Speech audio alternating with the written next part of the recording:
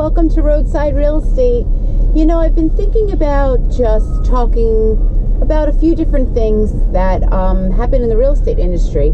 It's funny, I have such a diverse repertoire of conversations I have in a day. It's pretty incredible. The range of knowledge that you do need to have when you are really discussing all aspects of real estate with a client is really unbelievable. There's a lot to know. You know, you go through your licensing period and you learn what you can do and not do in real estate, but you really don't learn the business without experience. And experience is so important in this business. So I thought today I would talk a little bit about conversations. Just real estate conversations that professionals have on a daily basis. And what's pretty interesting is that everyone really does want to talk real estate with you. You know, you can meet somebody out and they say, you know, I'm just looking for my first apartment, or they can be asking you advice on, you know, an estate that is in their family that they need to get rid of in Tennessee, let's say. So you just never know what kind of problem someone has and how you can help them solve it. And that's really what our business is about, is helping people with their biggest investment and generally solving a problem, or helping them gain wealth, or helping them in all kinds of scenarios. You know, we are in a really interesting business for getting to know someone on such a deeper, more personal level. We're in their home, we're helping them with family decisions, we're knowing a lot of their personal details of what's happening, and there's just a lot to it. So I thought I would discuss some of these conversations. So let's chat. Let's think about a couple of the things that I did discuss this week with different clients and or agents or other professionals in the industry. One that was really important this week was having a tough conversation with a seller about her home not appraising. It's really a tough conversation to have because a buyer can be willing to pay a price for a home.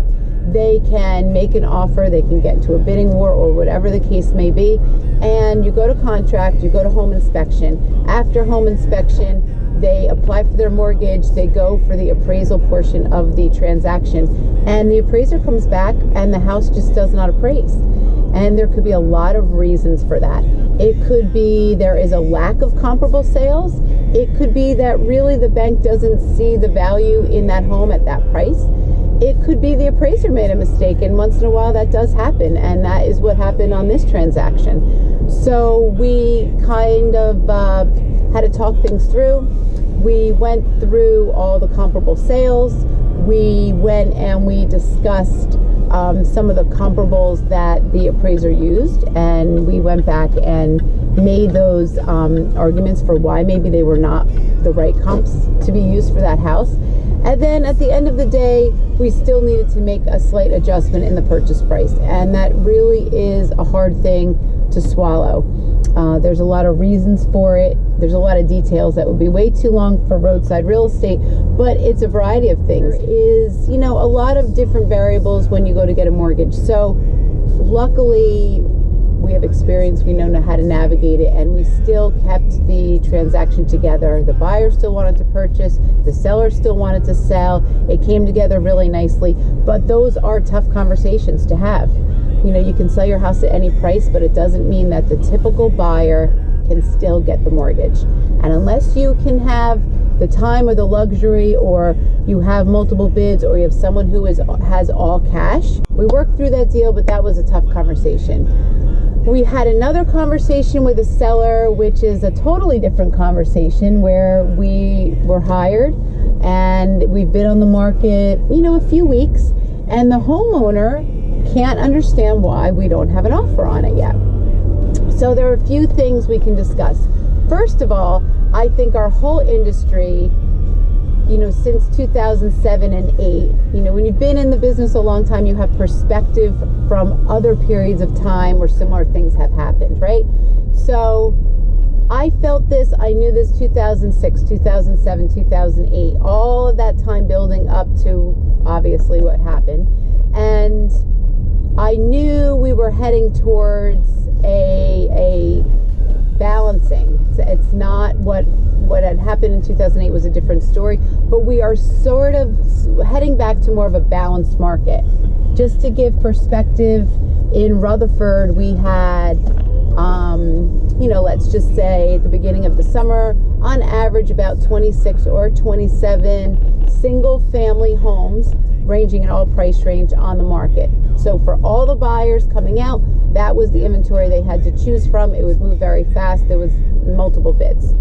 Well, flash forward, we're in September, and today, for instance, we have 53 single family homes on the market in all price ranges. That's a big inventory shift.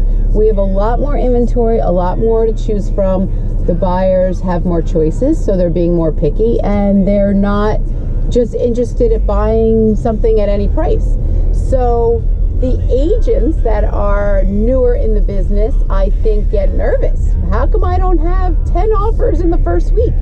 And they really have maybe not experienced the market where your true skill comes into play. Why we're hired to market your home, why we're hired for our expert negotiation, why we're hired for staging advice.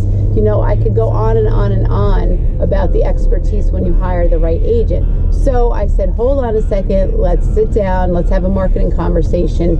We went back, we looked at a new CMA, we went back and we took a look at the marketing.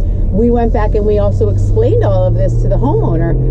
We have great marketing in place, but if a homeowner digs their heels in on a certain price and wants to test the market, in some markets, when it's fast-paced, maybe that's a strategy. But in this market, you really have to be properly priced.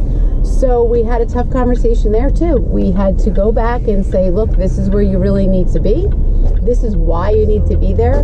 This is where we are. You've had 3,000 hits on Zillow and not one lead inquiry from that. So there are reasons why people aren't going to want to see your home. Those conversations are not the easiest to have with a seller, but they are absolutely essential.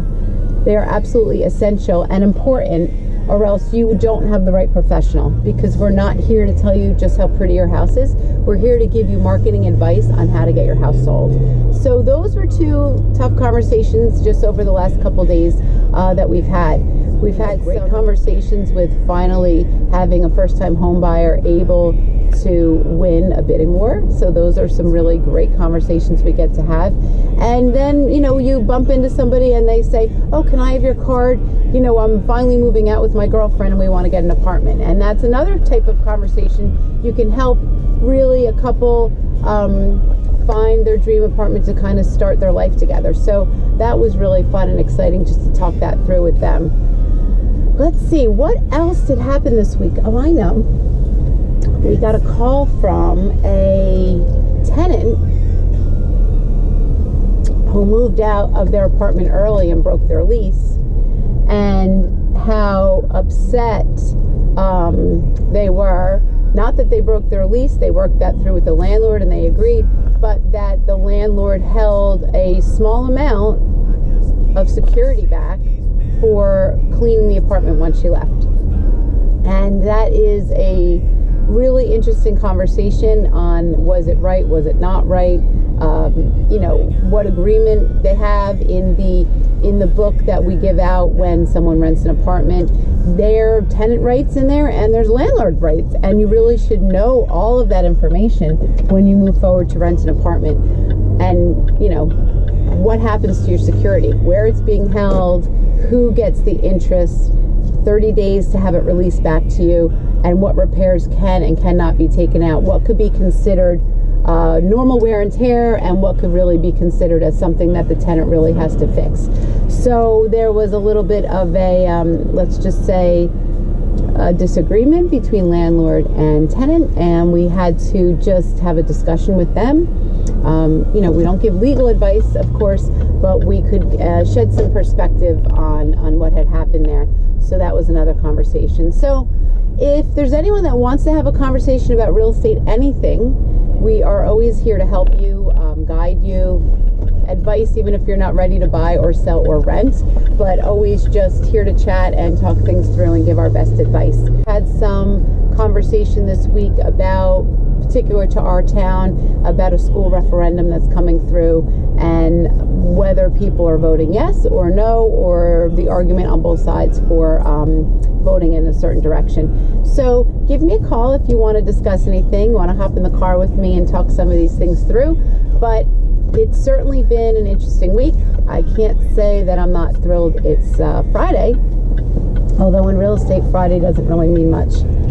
Saturday and Sunday are equally as busy as Monday and Tuesday. So hopefully we will have more interesting conversations.